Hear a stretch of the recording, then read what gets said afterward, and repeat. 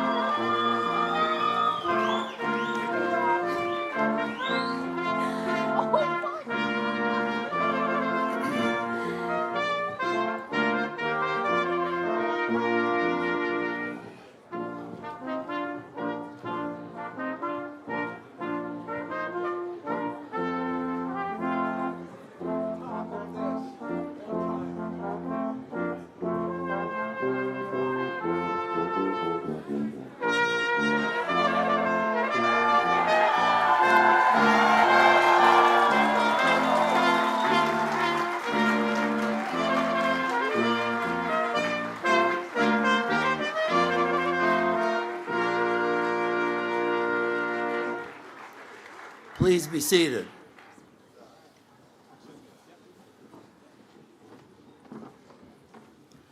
Welcome to the 19th commencement of the Franklin W. Olin College of Engineering. I want to offer a special welcome to the family and friends watching the live stream of this momentous occasion from many corners of the world. To open our ceremony, we want to observe a moment of remembrance. You're invited to remain silent and reflect in your own way on the values of our community and on the friends and loved ones who are no longer with us.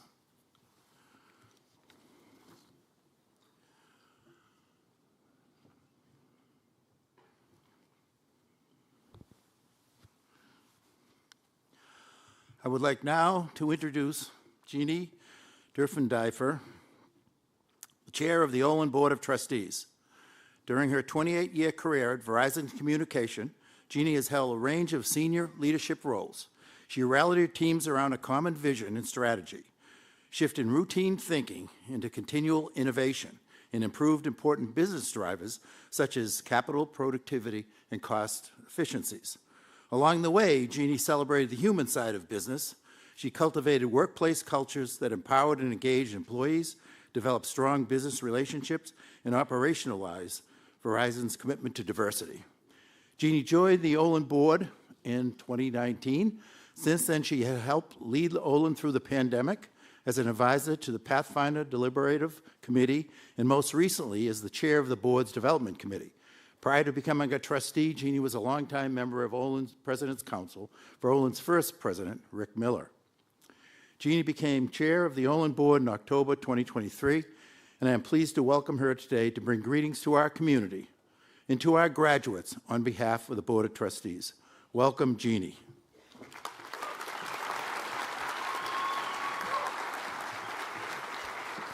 Hello. Thank you, Al. I'm not a parent, but I'm getting all emotional. You look amazing, all of you. Thank you so much for being here. And let me also offer my sincere welcome on behalf of the trustees to the class of 2024 and their families, friends, guardians, President Barabino, our faculty, staff, administrators, and alumni. I offer a special welcome to our commencement speaker, Dr. Rabowski, and other esteemed guests to this momentous occasion. A double special welcome to Bill Norton, our founding trustee, who has joined us for every commencement except one, and thank him for his decades of commitment to advancement of Olin's mission. We are also honored to have Trustee Emeritus Doug Rao, who has joined us today. Lastly, we are delighted to have Professor and President Emeritus Rick Miller with us, and thank him for taking Olin on its incredible first 20-plus years of journey. And for those of you joining us remotely, a live stream, welcome. I wish you were with us today in person to feel the energy and the joy at this special place. My tenure at Olin is short, but no less meaningful. I got introduced to Olin by two colleagues at my alma mater, Tufts University, who made Olin their home. After learning about Olin's history and ambitious mission, I have become one of the many advocates to amplify its unique value in the world of higher education beyond the traditional engineering field. As Al said, during my 28 years at Verizon Communications, I had my share of watching young engineering school graduates enter the workforce. Over time, I discovered that traditional engineering schools produced an incredible group of technically competent professionals who didn't know as well how to develop viable business outcomes in a world of nuanced and uncertain variables. We spent enormous amount of energy and time teaching these young adults to choose among imperfect set of answers, not letting the perfect get in the way of the good. Real-world challenges require a team of smart people who bring together their strengths to solve both short and long-term problems we face in companies, nonprofits, government entities, and other institutions of specific purpose. More than ever, current world problems demand leaders to be lifetime learners, not settling for the first and perhaps single answer, but consistently challenging their biases and assumptions to be better in every facet of their responsibilities. We heard from one of the Scope Summit student presenters Wednesday that Gen Z values are not monolithic. Yes? And that Gen Z trusts nothing. As a mom of a Gen Z, I confirm. In 2020, you entered Olin by looking at people in Hollywood squares on your screen, and masks became an essential garment on your body. I can't help wonder if the last 4 years seem like a flash and an eternity all at the same time. As you enter the next chapter of your post-Olin life, you will have many opportunities to find your purpose, that fire in your belly driving you forward. You and you alone can take this journey, but it doesn't have to be a lonely endeavor. You may leave the Olin Oval, but the Olin Oval will never leave you. You will have close to 1,400 Oliners who became before you, not to mention your friends, family, all of us, and mentors of every kind to walk alongside with you. I wish you humility and empathy in every interaction you encounter. I wish you self-reflection and the ability to know when to pause, to take a breath and look around you. I wish you self-compassion before you offer compassion to friends, and even more so to your foe. I wish you unending sense of curiosity in everything you touch. And most of all, I wish you success, however you choose to define it, and contentment to know that you are enough. My deepest congratulations to all of you.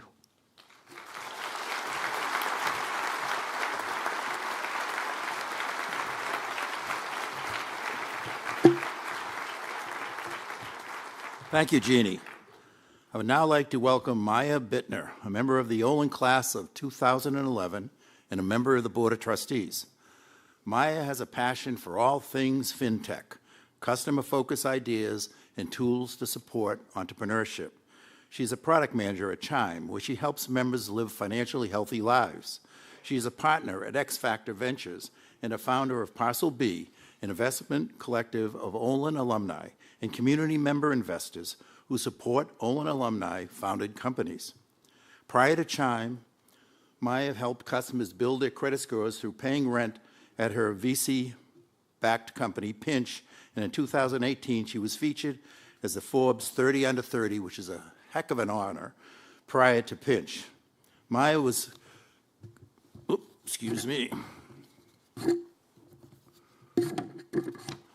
founder of Rocketsbox, a successful jewelry rental startup that raised $12.3 million.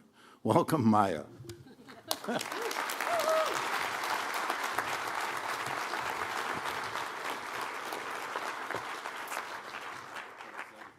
Good afternoon, everyone, and to the class of 2024, congratulations, and welcome to the club. Look, very few people realize what it takes to become an Olin alum and how incredible of an accomplishment that really is. It's easy when you're surrounded by other Olin College students all day to not realize what a special group of people you are. I know I took it for granted.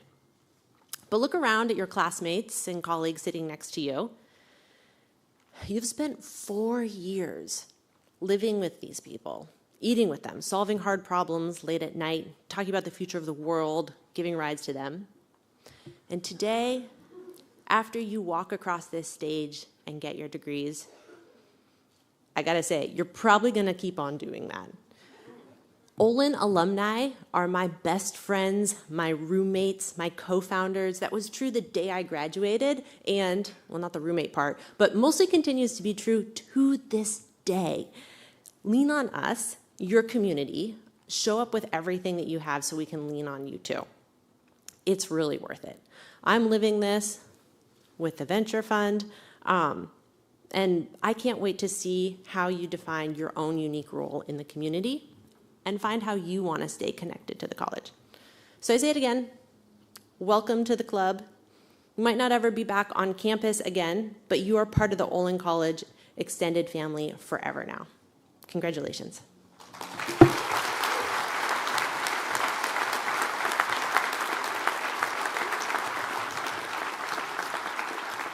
Thank you, Maya. It is now my distinct pleasure to introduce the president of Olin College, Dr. Gilda Barabinu, my friend of 30 years, and I think the best president of the United States.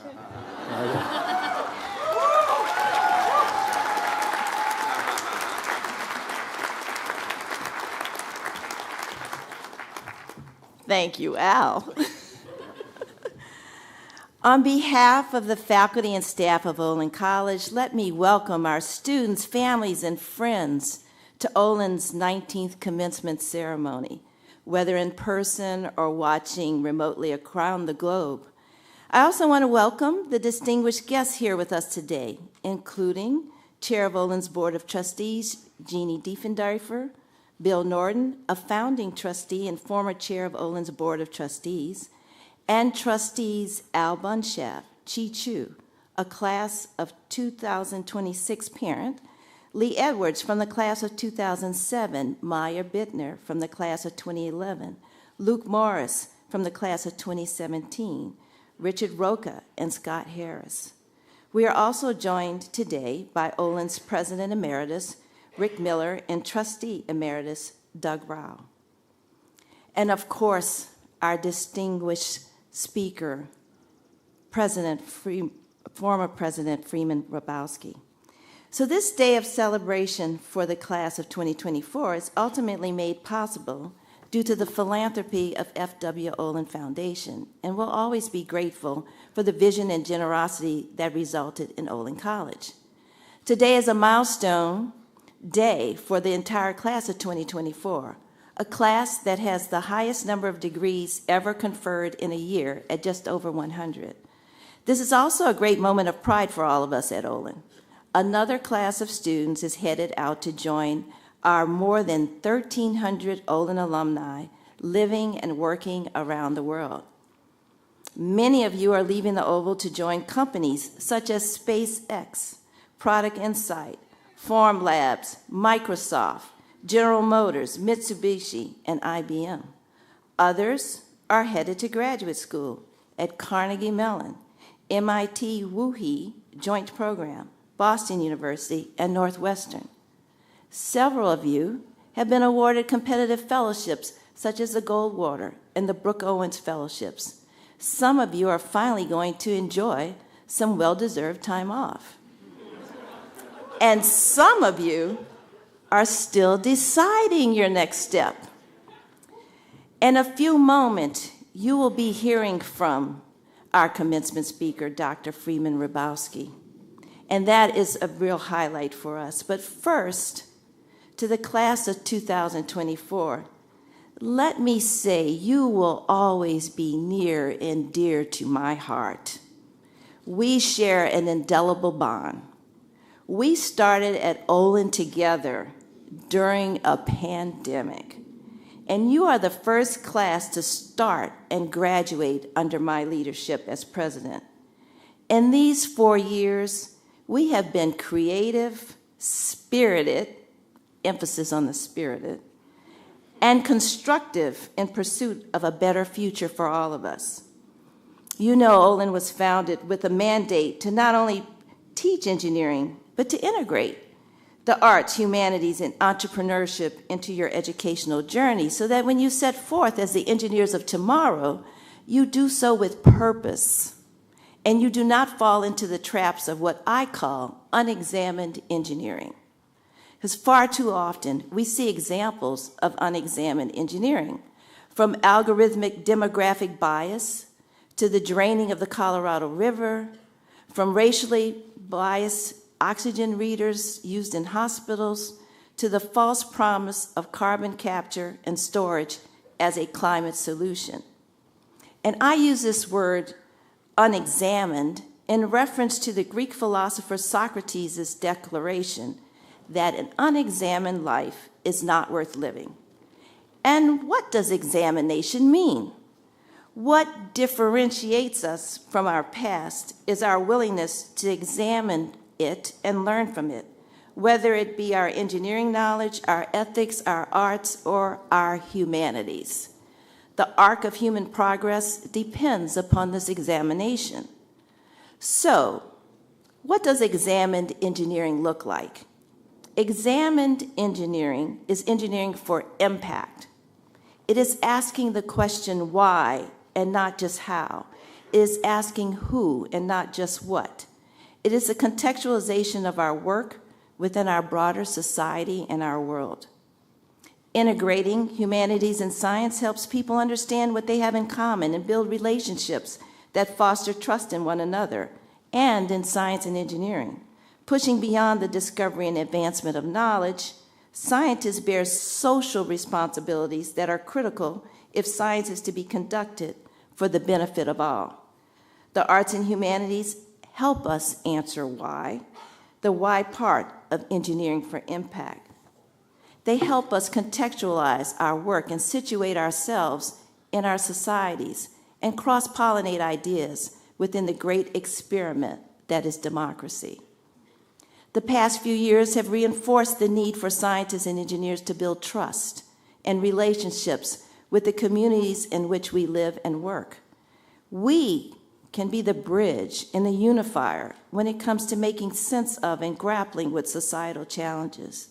We can foster relationships of mutual trust with key groups like journalists, policymakers, judges, and faith communities as productive paths to encourage accurate scientific information and combat misinformation.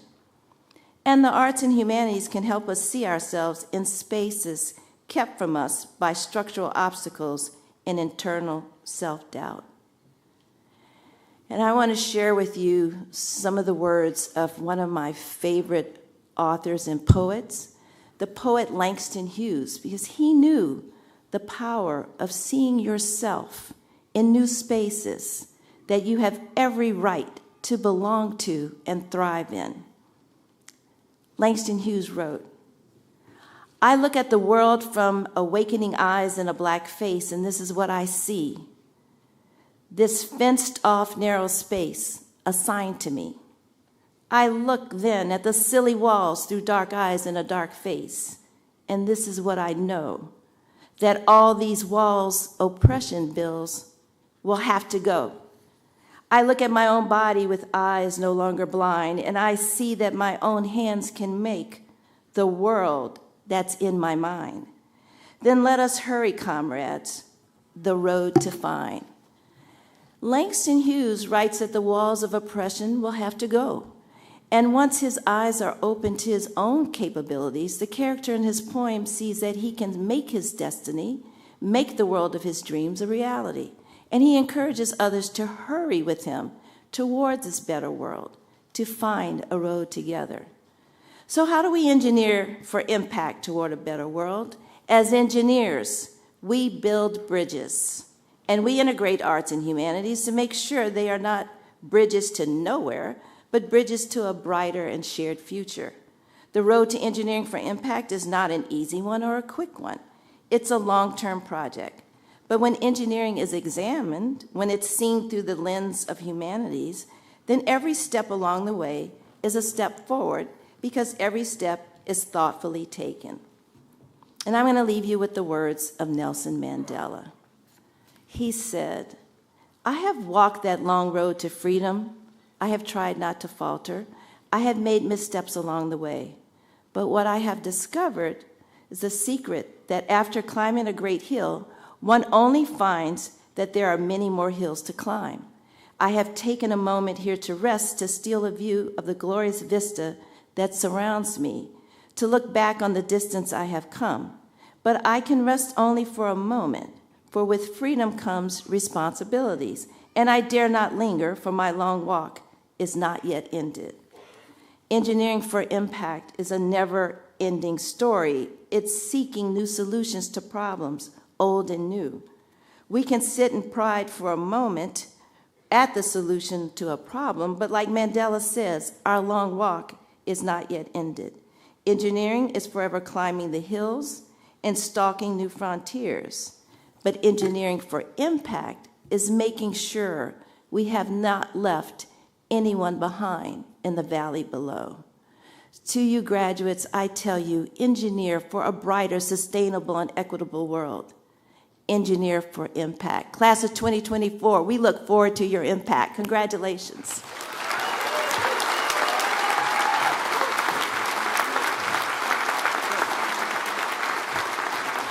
Thank you, President Parabino. It's now my pleasure to introduce Aaron Blutzt, who will bring greetings from the class of 2024.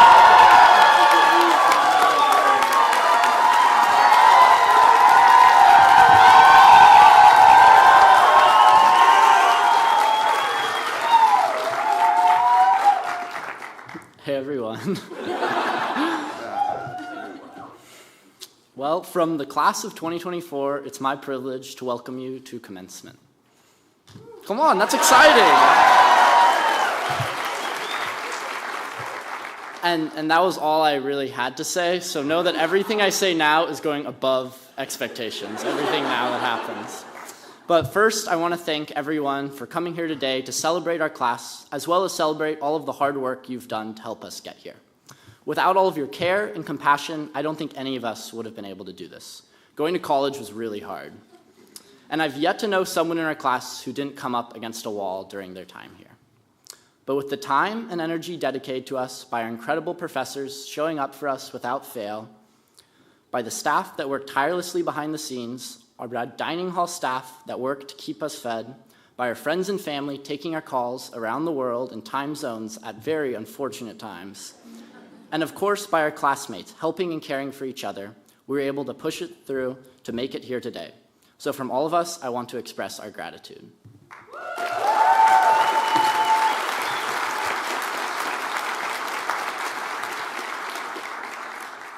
Now I want to tell you a little bit about our class. If you ever asked one of us why we think our class is special, you'd likely hear about our ability to create cohesion, culture, and the deep care we have for this community.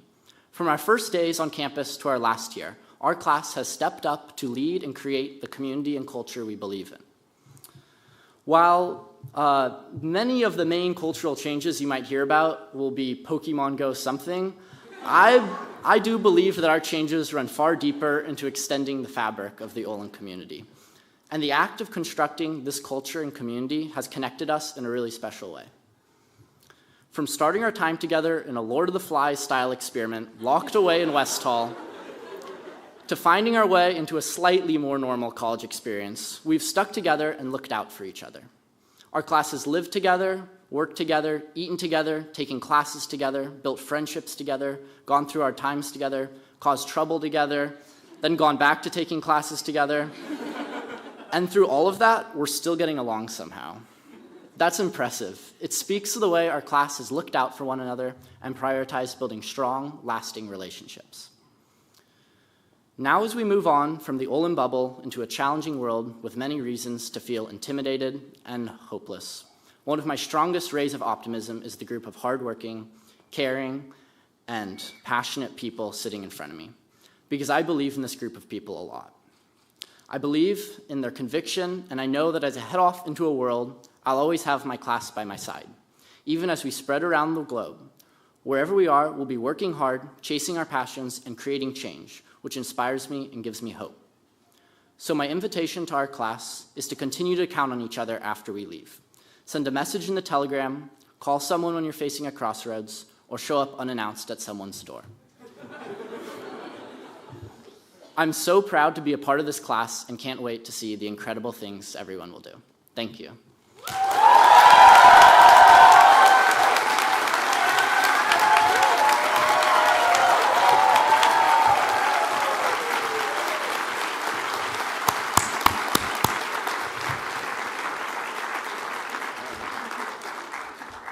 Thank you, Aaron. That was amazing. I'd now like to introduce Alexandra Frazocco, Assistant Professor of Measurement Science, who was nominated by the senior class to bring greetings from the faculty and staff of Olin College.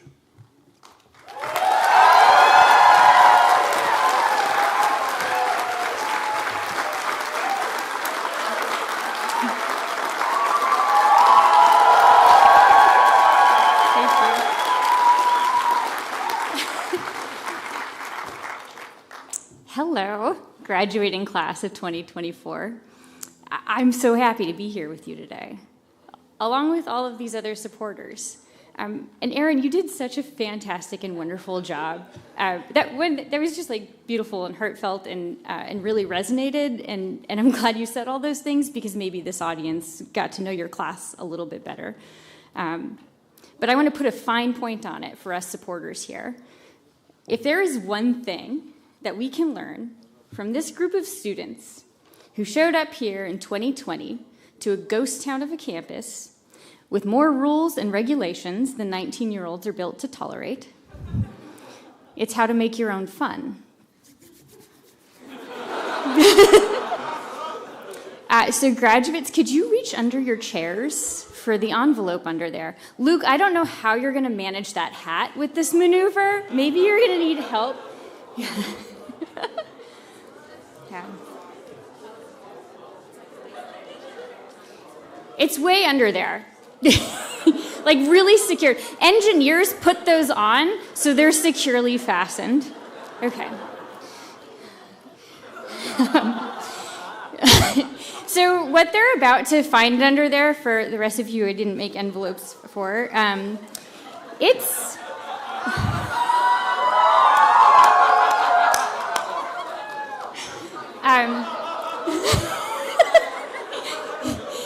It's a bingo card.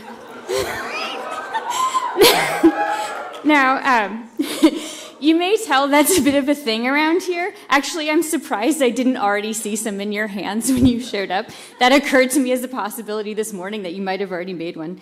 But it's become a thing around Olin for at least the last year. Because humor is crucial for knitting together this community that works, lives, and plays so closely together. In the center of that bingo card are the words unprecedented times. Okay. And that's because the first piece of advice I got from a student about this speech was that all would be fine as long as I didn't say those words.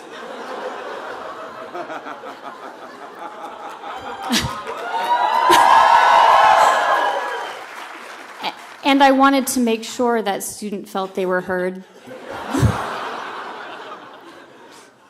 Okay, the remaining bingo squares are inside jokes that you can ask graduates about up in the tent, some of which are hiding in my speech, and some of which I predicted would be hiding in the speech of others. Okay, graduates, let's play. Now, I keep referring to you as graduates, and the last time we talked about this, that term wasn't really connecting. And that's cool. This ceremony is in part about helping you connect to that new phase of your identity. Give it time, it'll come. But in the meantime, by the power vested in me, in no one but yourselves for putting me up here, I want to give you a new title. Olin Partners. Ooh. Yeah. The next word I wrote is, I didn't suspect you'll agree with me off the bat. I could hear that sound when I said that word. But I have a couple minutes head start up here to try to convince you of that before we continue the debate up in the Oval, which I also plan to win. Okay. So for those of you who haven't heard the term before, I should warn you that around here, the title partner comes with baggage. The local definition of partner are mythical creatures born of the last millennium that colonized Needham. They laid the foundation for a new movement of engineering and got a good deal on their tuition. I'm going to give up on the hat for this. This is not working. They were powerful beings, legends of their time. So perhaps you don't feel this way about yourself or your time here, but I actually get to tell you why I feel that way about you and your time here. You're all sufficiently well-versed in the design process to know that all of the prototyping, the modeling, the measuring, the iterating, there was, bingo, is one of the more visible parts of the process that get all of the glory.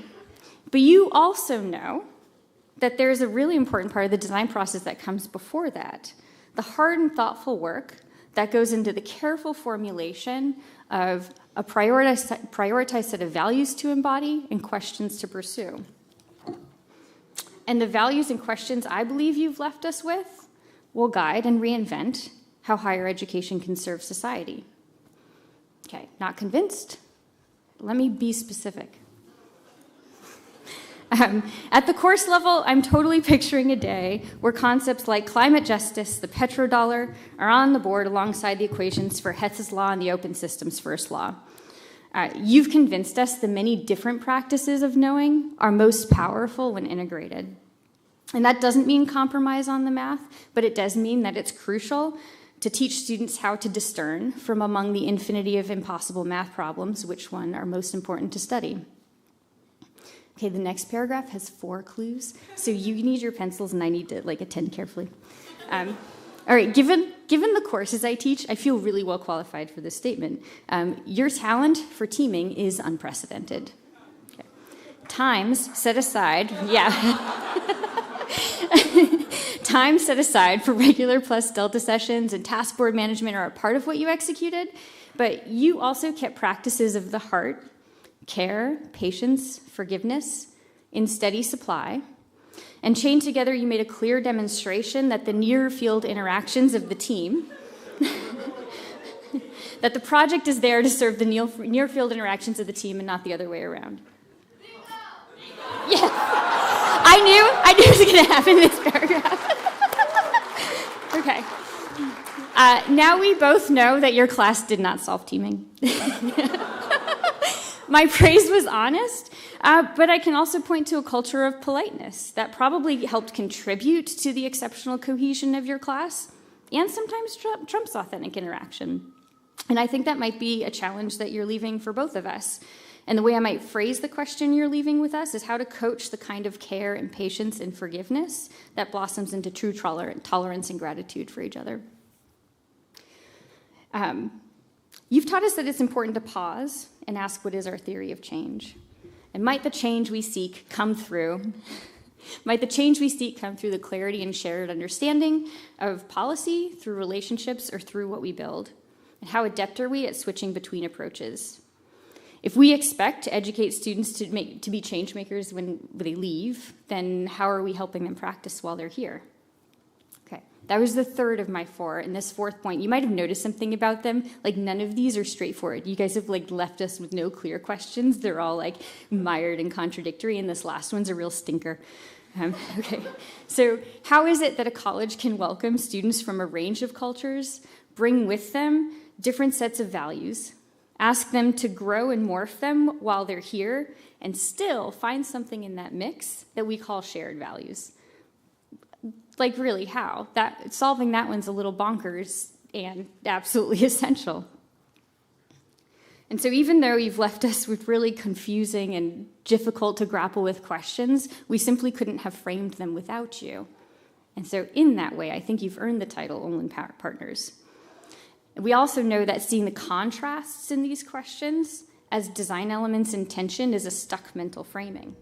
And so maybe we'll find other ways to view the landscape to get us unstuck. Maybe it's the case that there's sufficient beauty in navigating the confusion and frustration in the path to hope alongside each other. We don't know the answer, and we don't yet know to build. I do know that class of 2024, I'm truly grateful for your partnership, and it has been fun. It's also time to go. Bottom right corner.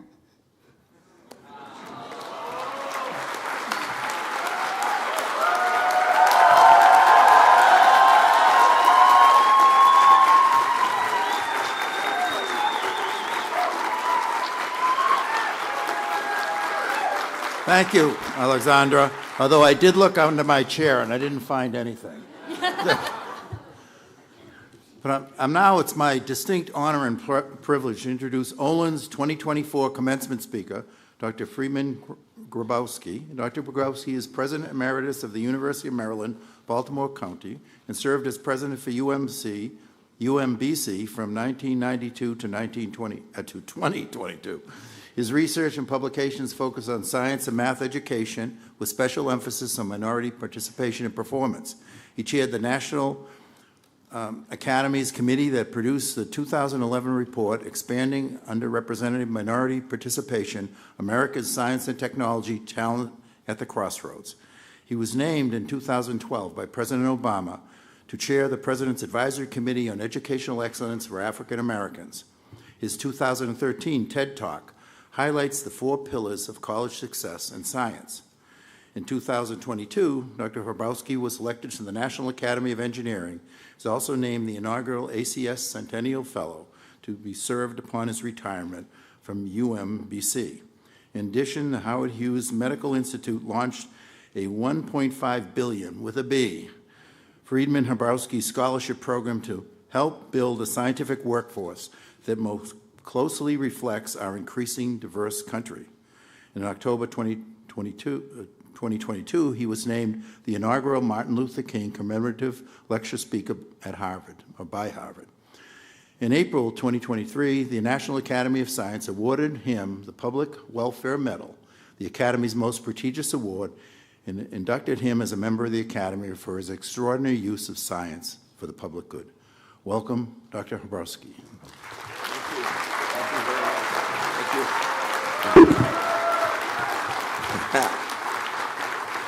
To the Board of Trustees and to Madam President, to the faculty, the staff, and the students, the alumni, friends, and most important, to the class of 2024. Big round of applause for the class of 2024.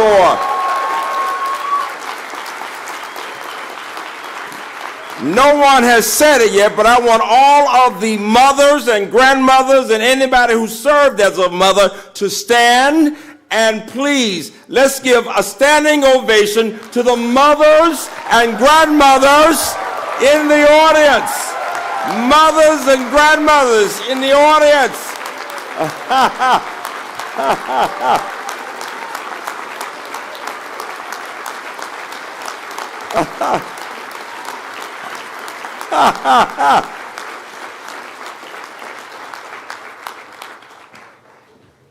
The older I get, students, the more I realize that there's nothing more important in our lives than our families and our friends. I begin with poetry. Our beloved Maya Angelou looked into the face of America 30 years ago. It's amazing to believe that 1993 was 31 years ago. And she said, "Lift up your eyes upon this day breaking for you. Give birth again to the dream. Women, children, men. Take it, this dream, into the palms of your hands. Mold it into the image of your most public self. Sculpt it into the shape of your most private need. Here on the pulse of this new day, you may have the grace to look up and out and into your sister's eyes and into your brother's face and say simply, very simply with hope, good afternoon." Give poetry a round of applause for poetry.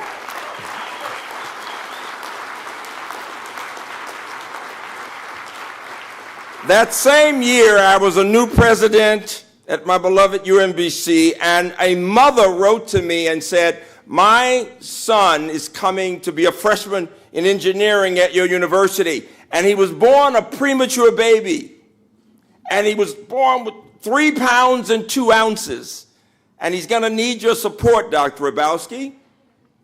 And I felt this responsibility. I said, let me go and just see this kid, try to be helpful.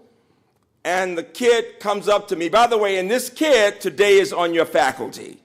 So I'm wanting you to think, this is your first test. Who is this member of your faculty who was a 3 pound, 2 ounce baby?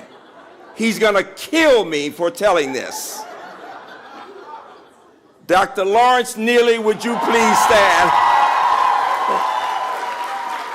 Where is Lawrence? Is Lawrence here? Keep stand up. I gotta send this to your mother. I gotta send this to your mother. I love it. We talk about dreams, and his mother said, I want him to be okay. And he went on to Stanford to get a PhD and to MIT for a postdoc, and I'm so proud he's on the faculty here at Olin. I want you to know that my dream has been to see young people of all races who could excel in math and science. You know, I had the privilege of talking to 3 of your classmates, Luke and Wazi and Ali. Where are you? Stand up. Let them see you. Stand up, yo. Stand up, stand up, stand up, stand up. These are my kitchen cabinet. Give them a round of applause. Give them a round of applause. And Luke, who's in engineering, robotics, and machine learning, and Wazi, who's in mechanical engineering, and Ali, who's in systems integration, and they talk in engineering design, and they talk to me about the fact that you've been learning how engineering gets beyond the box, and the importance of the impact of engineering on the human condition. As your president talked about the importance of the humanities and the arts and the social sciences. And as I talk, remember you are engineers always, but do not let anybody define who you are. Don't let them put you into a box. That engineering is broad. And then Brazi talking about the idea of the importance of your honor code and that it's doing something with a purpose and the idea of bringing cultural innovation into it and the idea of design and what that means and thinking about climate. And then I asked them the question, where will you be in 2040? I want you to think about it. Where will you be? Think about it, 16 years from now, how old you will be and what you might be doing. And I challenged them to get beyond the limitations. And we thought about the idea of possibly being Secretary of Transportation, the idea of infrastructure. We talked about being an educator, the idea of being a lead climate activist. And they told me to talk for a moment about my own background. And at that time, I was a math nerd. I get goosebumps doing math. Okay, here's my question to the audience. How many of you like math? How many of you love math? Ooh, I gotta take a picture. Wait a minute. Because when I asked one more time, how many of you love math? Oh yeah, oh thank you Gilda for inviting me, because when I asked American audiences, how many of you love math, they say, how can you put love and math in the same sentence? Well, here's the little fat nerdy kid who loves math. You got it? Goosebumps, all right? In 1970, I was this little math nerd who had finished his math major at 18, and I'm 19, and I've just asked my girlfriend to marry me. And all of a sudden, I'm so scared, because I'm thinking, oh my God, what have I done? Because I'm wondering, can I be a good husband, right? And I'm about to go from my beloved Hampton in Virginia small school to the big University of Illinois to work on a PhD. And I'm thinking, oh my God, am I ready for this? And the question I asked was, will I be okay? And that's the question you're asking, because as brilliant as you are, you're asking yourselves, is it going to be okay? You know, you've been in your homes, you've been in this nurturing environment, you've been with nurturing faculty. Give your faculty and staff a round of applause.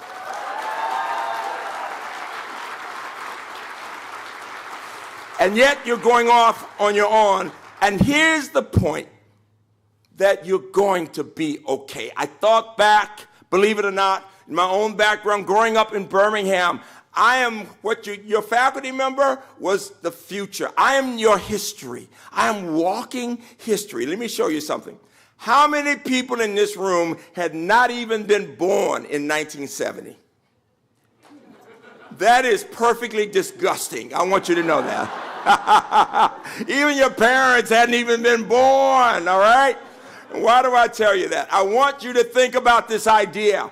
Where will you be in 70 years? What year is that, class? In 70 years?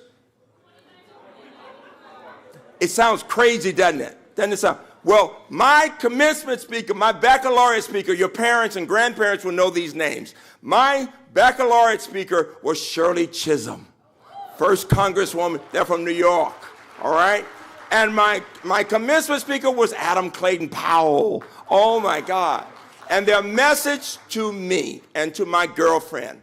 By the way, that girlfriend in 1970 is my wife now after 53 years. Give her a round of applause. Applause for her.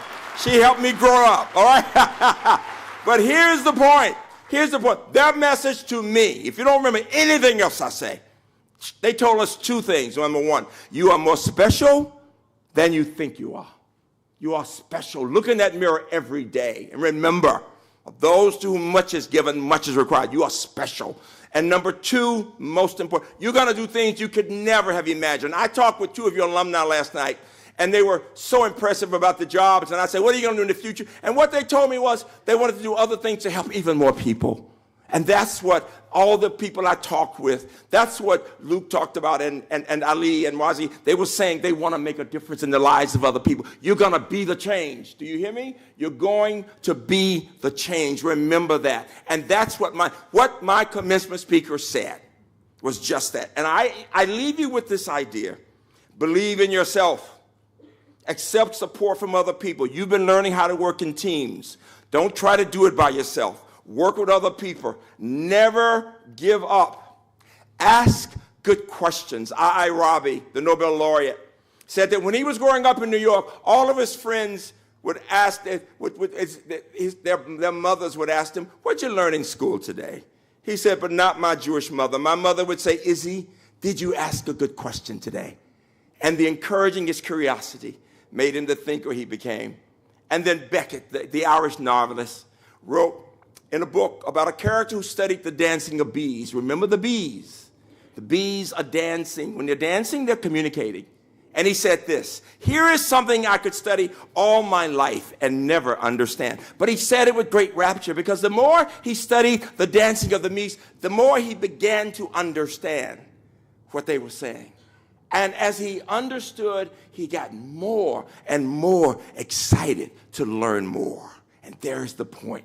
You will keep learning. I am learning French now. When I started learning French several years ago, my students laughed and they said, Doc, don't you think you're kind of old, right? And I said, bring it on. And so, je parle français avec mes étudiants tous les jours. Tous les jours, tous les jours. The poet Apollinaire said, le joie venait toujours après la paix. And what does it mean? It means that the joy comes after the struggle. In our country, we're going through messy democracy, but we're going to be okay because you're going to vote and you're going to work for the values to make sure women have their rights. Give me applause for women having their rights.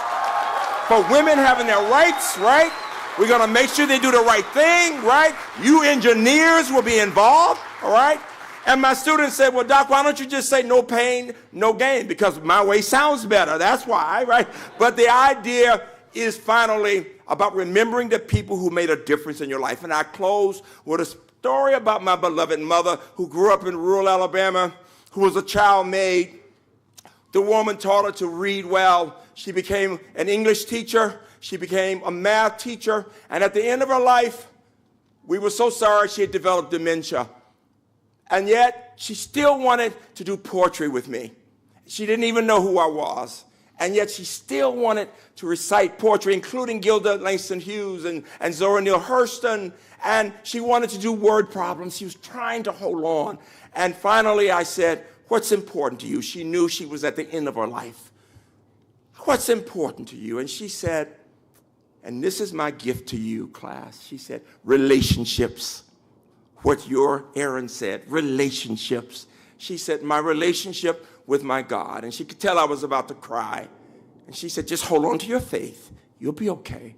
And then she said, my relationship with my husband, he's a wonderful man. She had forgotten Daddy had died. And you learn, you don't frustrate him. You just leave it alone. And then she said, my relationship with my son, I'm an only child. She said, he's a wonderful person.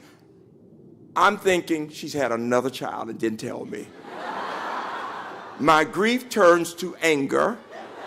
And in the words of my students, I'm thinking TMI. If I haven't had a brother, I don't want a brother. Don't you drop this on me and die. Don't you do this. And she said, he's a college president. Thank God she was talking about me. And then she said, but you know, and this is my gift to you because I'm telling you, you are leaders. You will serve. But you are leaders and you are teachers. You will teach people about engineering and about living and about impact. And she said this, Teachers touch eternity through their students. Repeat it after me. Teachers touch eternity through their students. Again, teachers touch eternity through their students. Last time, teachers touch eternity through their students. Congratulations to the class of 2024. Thank you. Thank you.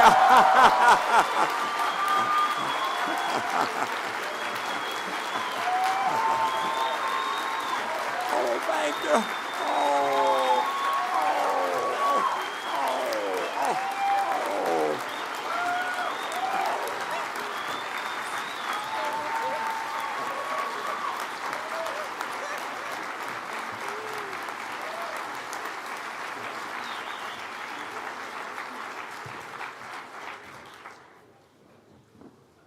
We are touched. You are our gift, and I would love you to come back up with me. Thanks, Dr. Rabowski, yet again. Woo-hoo.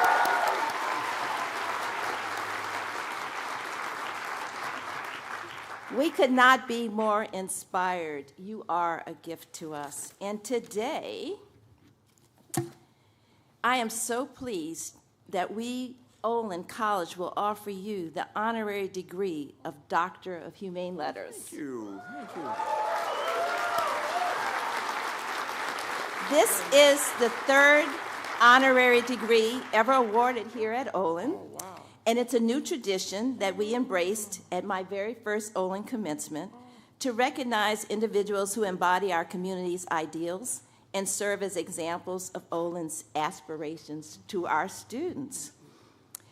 But before I read this citation that you are so deserving of, I've got to share a little bit about you with the audience. There's so much that I could say about Dr. Freeman Rabowski III, what he stands for, who he is, and how he has been transformative as a legend in our time. And let me start by emphasizing that Dr. Rabowski is a visionary and impactful leader. His leadership started early.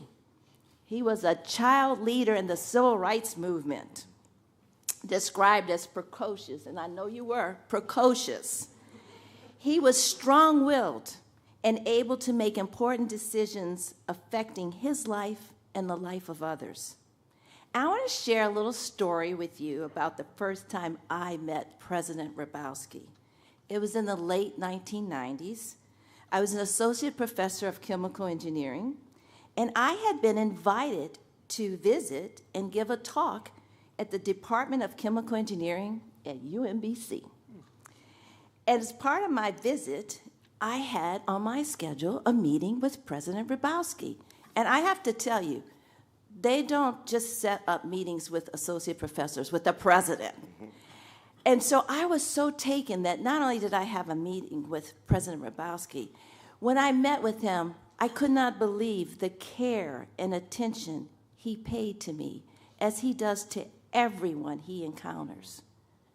But what impressed me the most, and what I remember most about that visit, is when during our conversation, President Rabowski said, "Gilda, come with me.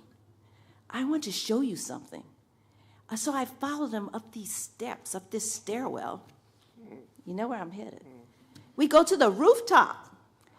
This is the rooftop of the building we were in. And as we were at the top of the roof, President Rabowski laid out his vision for UMBC's expansion and transformation. And as he spoke, I could see what he saw. I looked out across all the grass, and there's nothing out there, but I could see what he saw. There were new buildings that were going to come up. But he wasn't just talking about the campus physically. He was talking about the blueprint that would be created physically, intellectually, for this institution to be a constant contributor to develop and train and create the next future leaders like Lawrence Neely. And this contribution to higher education, that's what I saw when I was on the rooftop with President Rabowski. And what I didn't know then, and there's no way I could have known at that time and that encounter, was that that was going to be such a model for me of visionary leadership that would serve me well in my own presidency, and that I would also have the opportunity to be president with a faculty member named Lawrence Neely, one of UMBC's graduates, but also one of Freeman Hrabowski's kids, as he refers to them, right? So Freeman, I want to say to you, we are all so pleased and thrilled and honored to have you with us here today and to present to you this honorary degree. It's very nice. And I want to tell you what it says. It says, in recognition of a career that has gained the highest level of distinction in the engineering and science profession, and for exemplary contributions as a respected leader in the scientific community, I hereby confer the honorary degree of Doctor of Humane Letters upon Dr. Freeman A. Hrabowski III, with all the rights and privileges appertaining. Congratulations, Dr. Hrabowski. Thank you. Thank you, my dear. Olin nerve!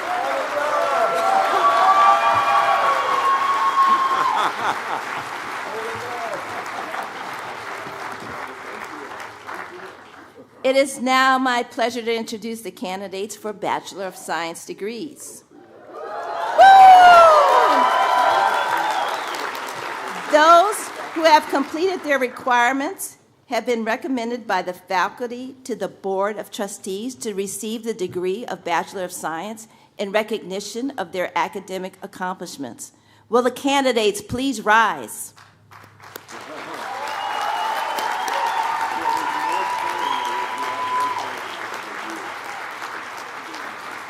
By the virtue of the power granted to Olin College by the Commonwealth of Massachusetts and by the authority given to me by the Board of Trustees, I do hereby confer upon you the degree of Bachelor of Science in Electrical and Computer Engineering, Engineering or Mechanical Engineering, according to the degree you have earned and the requirements you have completed, with all the attendant rights, privileges, and responsibilities appertaining to this degree. You may now shift your tassels from the right to the left.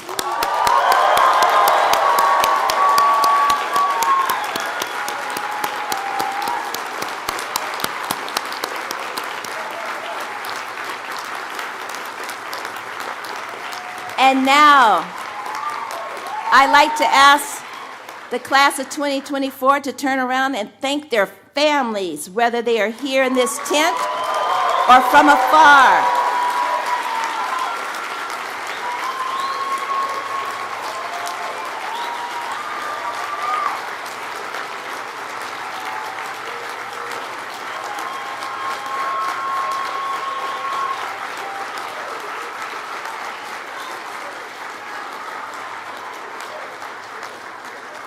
I want you to continue to express that appreciation for all the love and support that have helped you get to this point today. And now, class of 2024, I'd also like to ask you to show your appreciation to the faculty and staff who helped you get here today.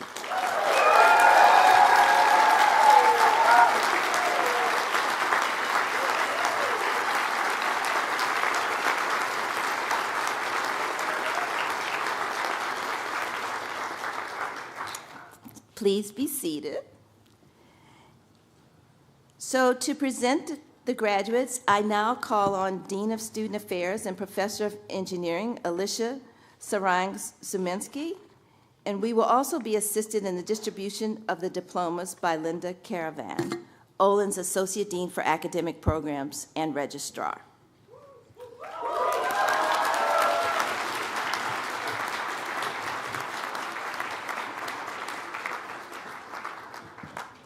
Thank you, President Barbino. As each name is read, Megan Koo, today's commencement announcer and an Olin alum from the class of 2022, will read 15-word passages that each graduate has prepared just for today. The tradition of the 15 words dates back to Olin's very first commencement in 2006 and was incorporated into the ceremony to provide graduates with an opportunity for personal expression. I now invite the graduates to stand and approach the stage, and you may consult your program for the order. Before we begin, I ask that you please hold your applause for each graduate until I read their name and Megan reads their 15-word passage.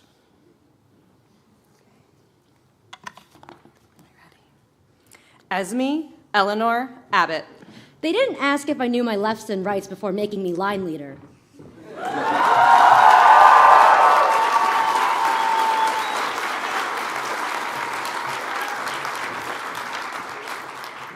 Audrey Abraham. I would like to thank Dining Hall Potatoes and Lucky Charms for helping me graduate.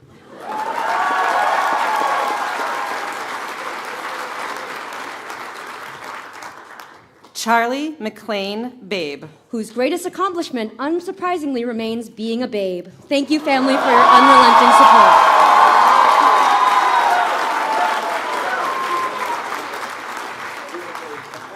Allison Grace Bell. It was Aaron's fault. I had nothing to do with it.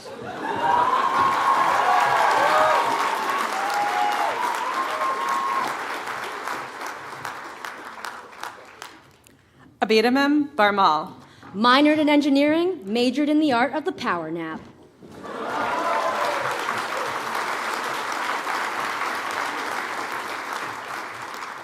Gabrielle Elizabeth Blake. Thanks.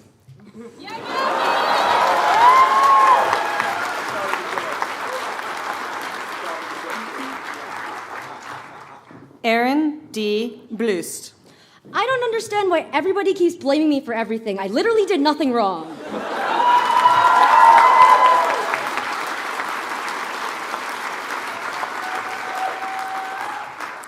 Chris Bocamazzo. Long live the sewing area. Make sure to kiss my sewing machines goodnight.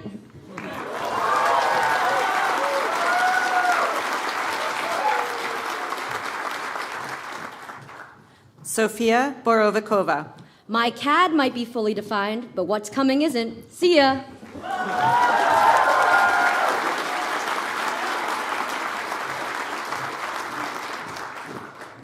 Dasha Cheduk.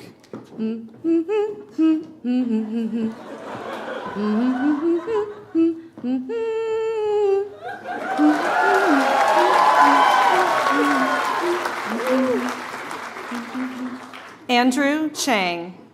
15 words is rough, difficult for speaking sentimentally. What did I learn? I am enough.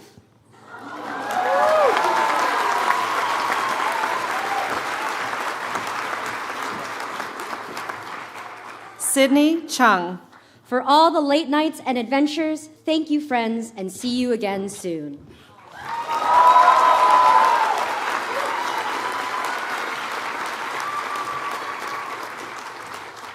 Avery Parker Clues. Here's the problem with self-imposed deadlines. I know who sets him, and he's full of crap.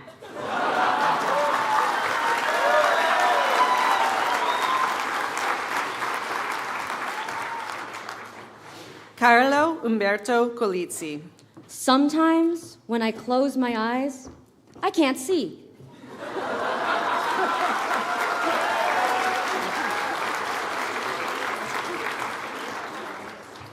James Davis. Remember, kids, science can be boring. Adam Savage.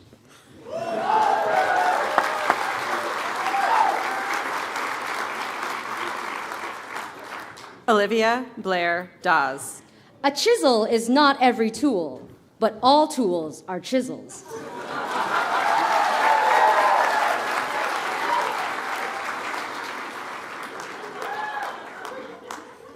Andrew DeCandia. It's great you're trying to save the world. Too bad you'll be poor, quote mom.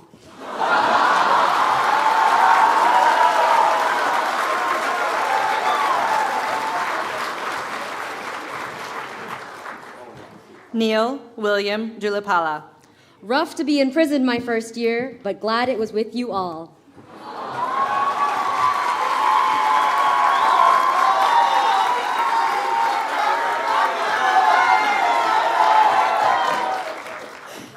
Sushmit Dutta.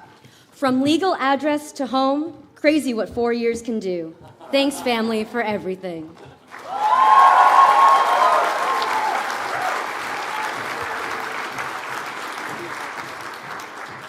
Ian Eikamp. I will never grow old if I don't choose to.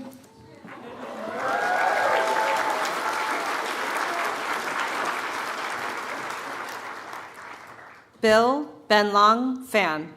25 basils, 9 monsteras, 5 avocado trees, 3 mints, 1 mango tree, and 2 white widow autoflowers.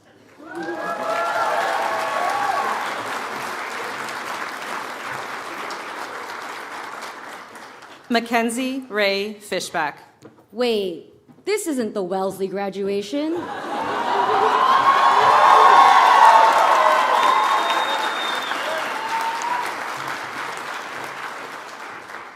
Caitlin Minchia Fleming. All the love in the world to my friends, family, and mentors. Thank you.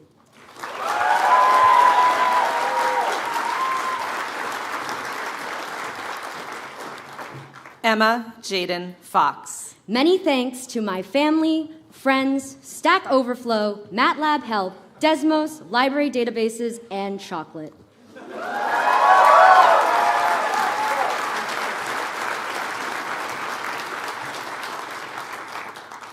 Declan Freeman Gleason. Meowza, meowza, meowza.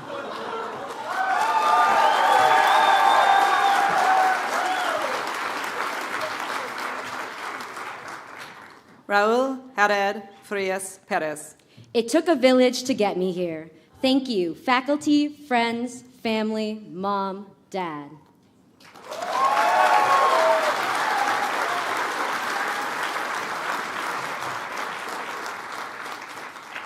Sophia R. Goldberg. Goodbye, everyone. I'll see you at the reunion unless the school shuts down first.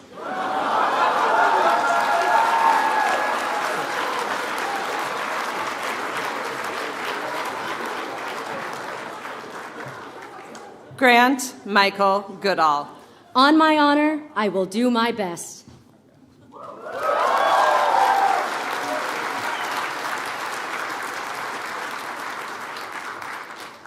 Arnav Gupta. Grateful and present.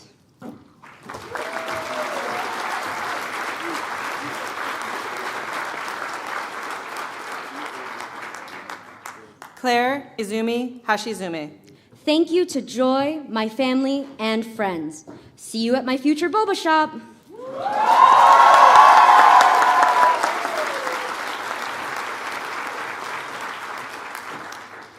Lisa Latte Ann Heinrich.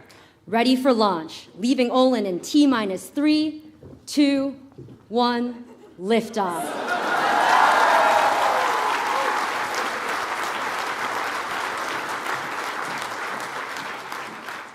Drayvon C. Hilton.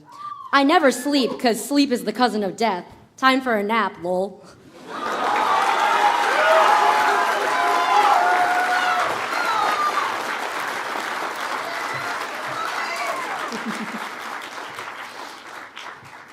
Clement Joseph Hilty.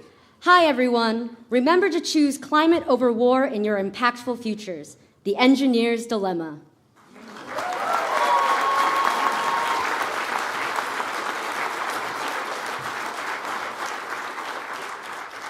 Jacqueline Ho. Leaving East Hall, now haunting the forests of Parcel B.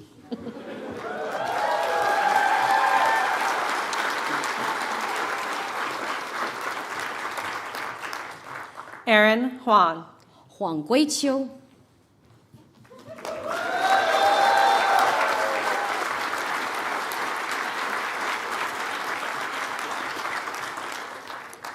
Sam Kaplan. Free Palestine, free Palestine, free Palestine, free Palestine, free Palestine, free Palestine, free Palestine.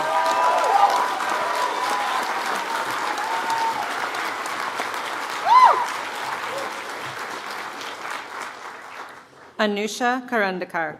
Mom and Dad, thank you for everything. I'll miss you, Olin.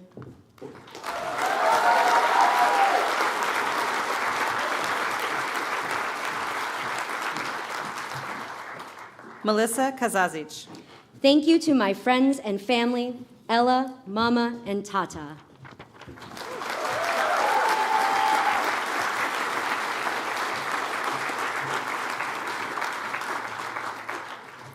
Jadalyn Kirkfold. Frogs of Olin, Anazyrus americanus, Hyla versicolor, Lithobates catesabinus, Lithobates clamitans, Lithobates sylvaticus, Pseudocris crucifer.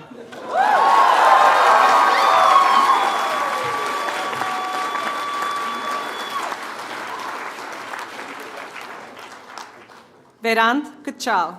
To my parents, the two strongest people I know, you are everything.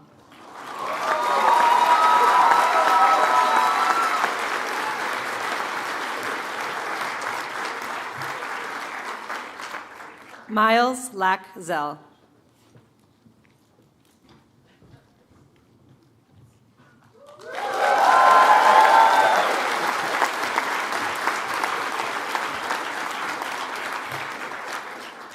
Berwin Lan.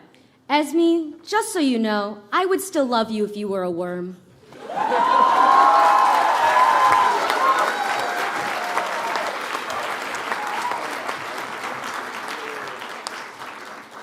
Jongho Lee.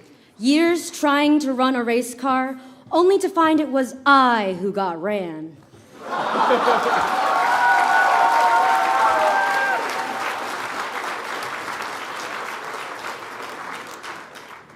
Zoe Leo.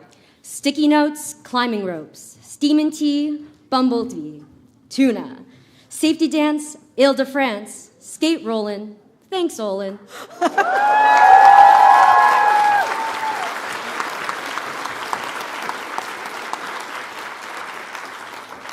John Gray Levitsky. Project-based learning is the lifeblood of Olin. Save it. I can't keep watching Olin die.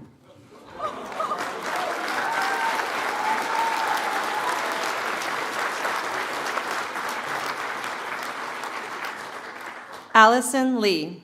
This was a triumph. I'm making a note here. Great success. Thanks for the memories.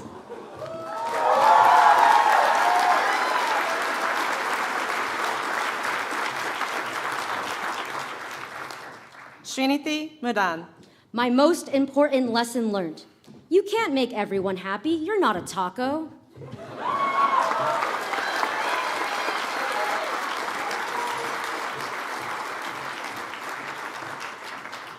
Genevieve Mancuso Jackson. Yay, we did it!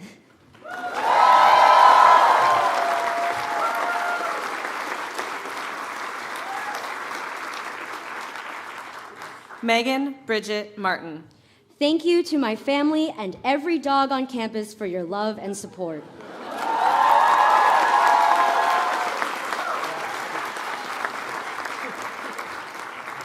Alexander Matsukas. To my family, friends, and professors, thank you for your unwavering support and encouragement.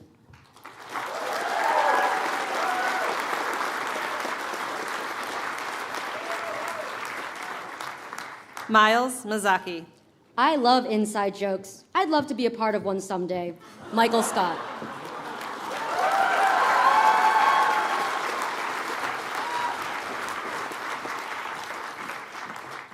Grant Everett Minor.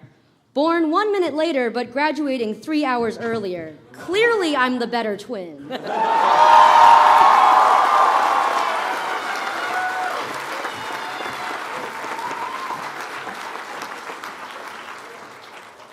Priscilla Morales. Freed.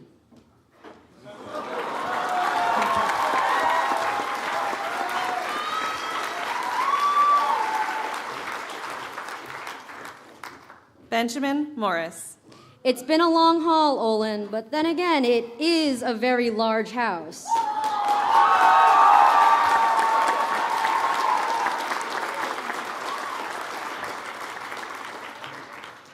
Cara Marie Mulrooney.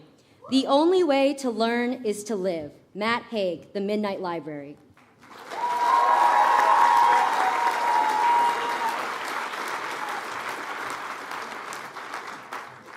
Van Myers. Is graduating with a degree in engineering with political correctness and woke ideology.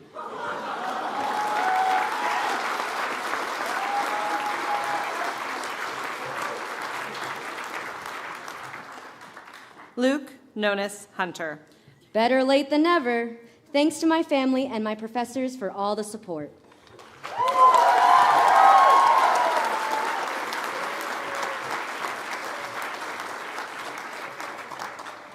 Ishan Oberoi. So when are we building the swing set?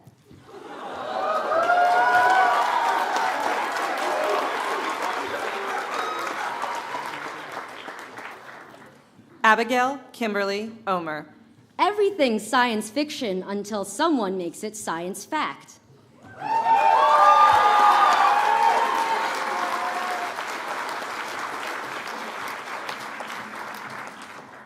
Rajiv Pereira.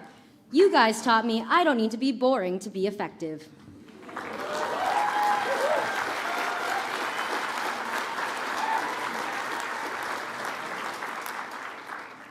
Andrew Phillips. If you were on Olin Electric Motorsports, you'd want to finish in 3 years too.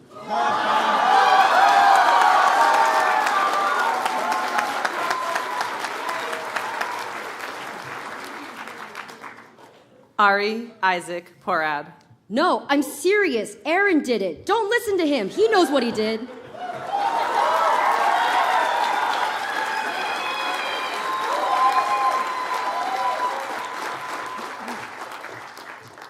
Benji Pugh. It's over, Anakin. I have the high ground.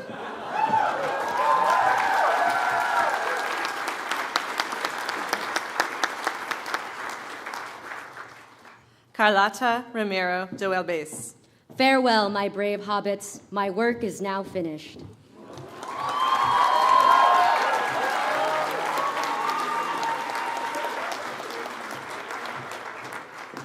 Luke William Ross. Years to plan these words, but what else is new? Thanks, Mom, Dad, love you.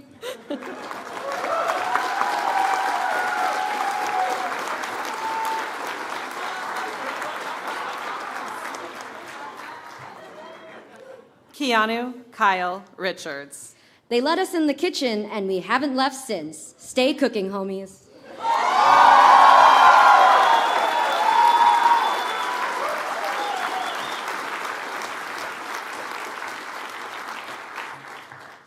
Moises Henry Sabido Garcia. When someone opens the door for you, grab the key and open it for others.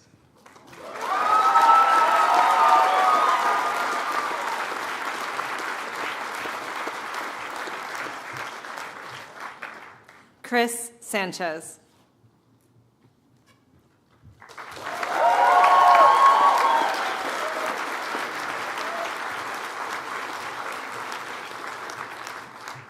Zeno Schwebel. So grateful for all the numerous people we have learned from. 1, 2, 4, 8.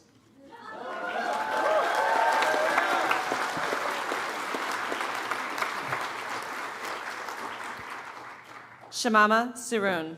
16, 17, 8 Cheems, 19, 20, 21, 22, 23, 24, 25, 26, 27, 28, 29, 30.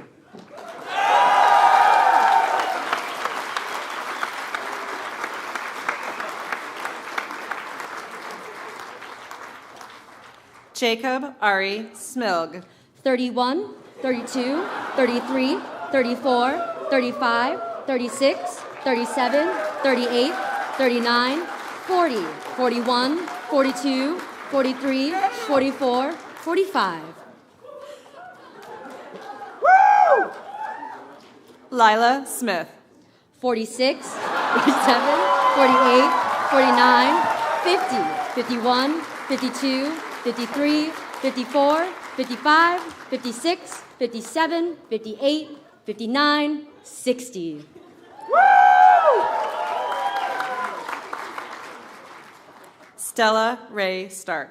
61, 62, 63, 64, 65, 66, 67, 68, 69, 70, 71, 72, 73, 74, 75.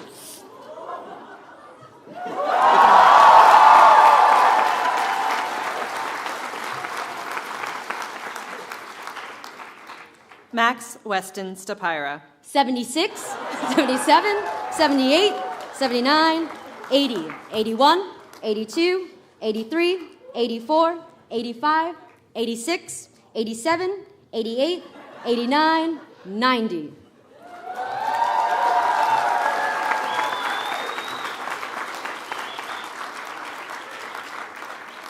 Jen Sundstrom. Still technically an engineer. Gooners get it done. So does Squeak.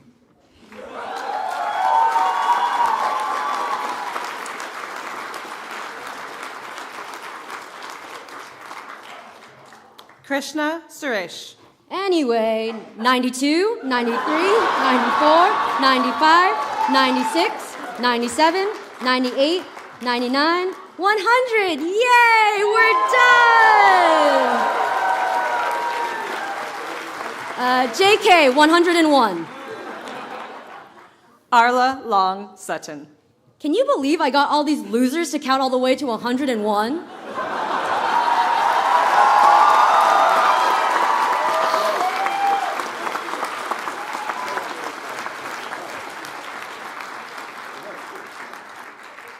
Antoinette Edenhoffner Tan. Go sledding. Math will still be there when the snow melts.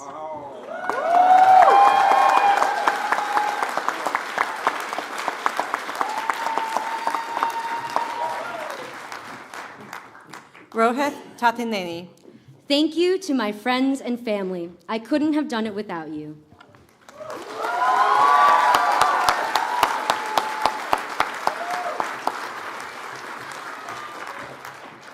Jacob Ryan Varai Oi. Thank you to my family, and thank you to the family I found here.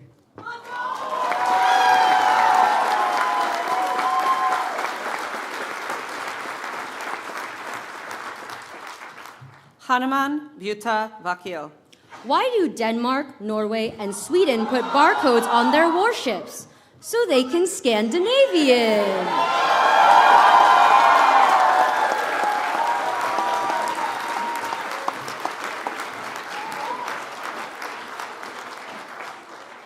Jeremy Shilak Wenger.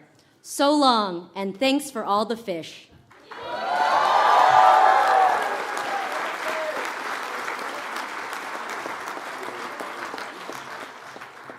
Elias Camden Wheatfall. Thank you, friends. Thank you, family. For more to come. It doesn't end here.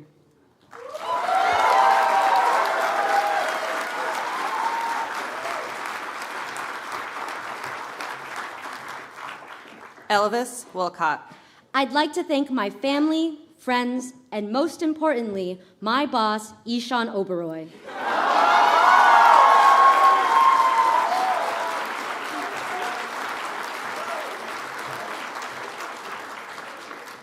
Xiong Zi.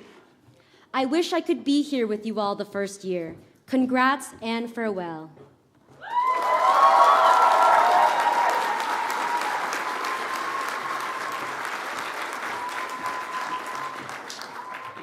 Marwan Anish Yaditha. Does this mean I have to pay my parking tickets?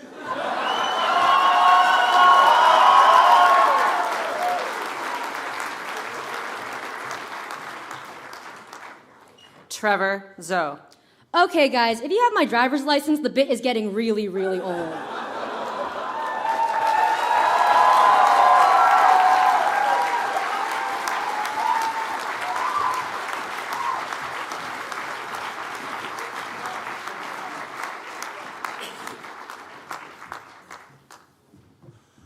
Well, congratulations, the class of 2024, and welcome the new alumni of Olin College.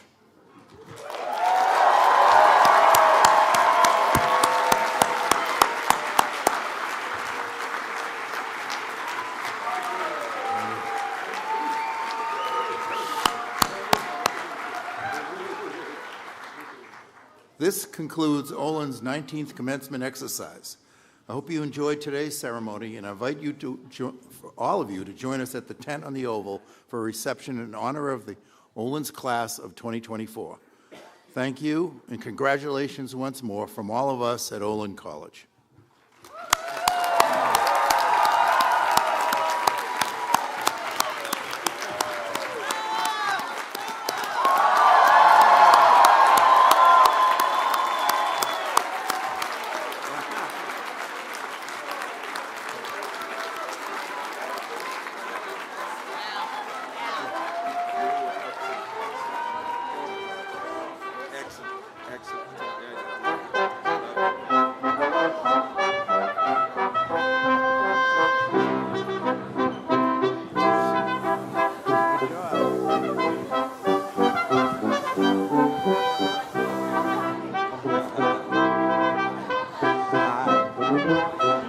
I'm